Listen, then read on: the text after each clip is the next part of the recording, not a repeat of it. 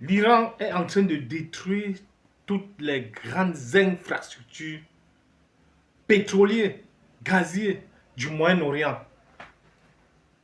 C'est tout à fait logique pour eux. Ils ont parfaitement raison. Parce que les États-Unis ont touché l'un des plus grands sites pétroliers iraniens. Et ils ont dit qu'ils doivent riposter en agissant comme ils sont en train de faire. J'ai dit bien, c'est tout à fait logique et légitime. Et légitime pour l'Iran. Mais pas pour nous. Je vous dis ça. Nous, citoyens du monde,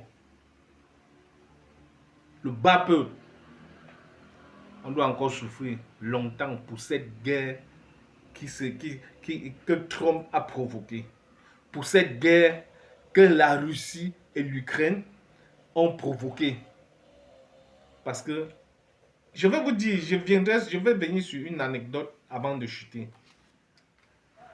Certains pays européens sont derrière Zelensky.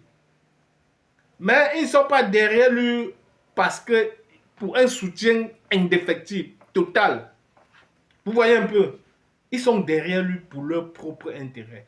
D'autres profitent pour vendre les armes.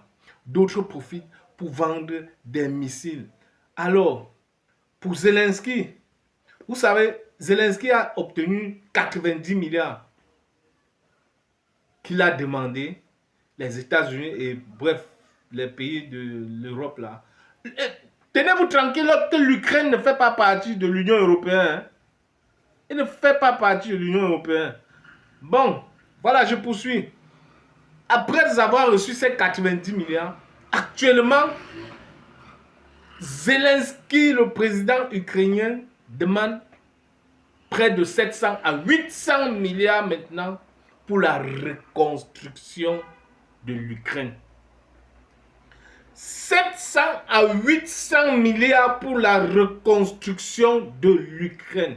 Ça sert à quoi d'aller en guerre, détruire et après taper les mains ailleurs, demander de l'aide ailleurs?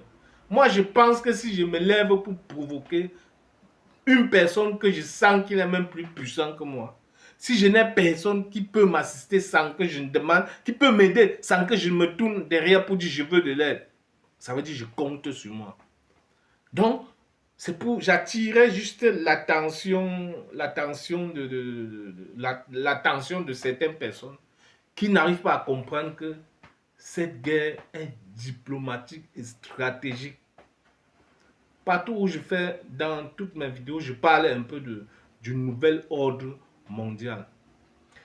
Pendant que l'Iran détruit toutes ces sites, toutes ces infrastructures, des grandes infrastructures, comme celle qu'il a détruite au Qatar et en Arabie Saoudite aussi. Ça fait partie des 3-4 au monde. Imaginez-vous qu'après avoir détruit, il n'y a plus possibilité, c'est-à-dire d'exporter le gaz, de distribuer le gaz un peu de partout. Ça pousse maintenant ceux qui en ont à augmenter le prix du pétrole, du gaz, de tout.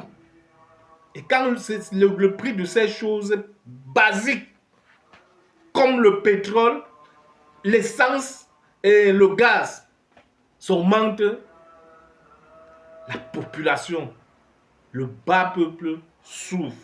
Les pauvres vont continuer à s'appauvrir.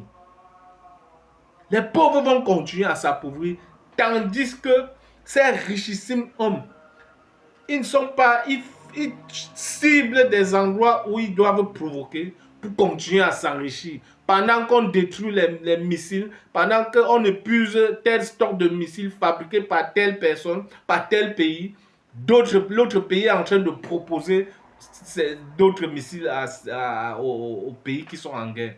D'autres proposent les armes, d'autres ainsi de suite. Nous, pauvres populations, citoyens du monde, on subit grâce, à cause de la flambée des prix, soit des denrées, soit des tout. On va vivre, nous allons vivre peut-être 30 années encore de dur, donc 30, les 30 années futures à venir, ça sera difficile pour nous. Je vous dis bien difficile pour nous. Donc préparons-nous. On soutient l'Iran parce que l'Iran, moi personnellement, pas soutenir. Je vois l'Iran est seul. Il n'a provoqué personne. Mais ce qu'ils sont en train, les dégâts qu'ils sont en train de causer là, c'est fatal, c'est fatal pour nous, pour tout le monde entier. Même l'Afrique qui n'a dit aucun mot, qui est tranquille dans son coin là. Le pire arrive. Donnez votre avis, donnez vos avis en commentaire. Partagez cette vidéo dans tous les groupes possibles. Abonnez-vous. Pompez-moi des cœurs. Ciao, ciao. Pour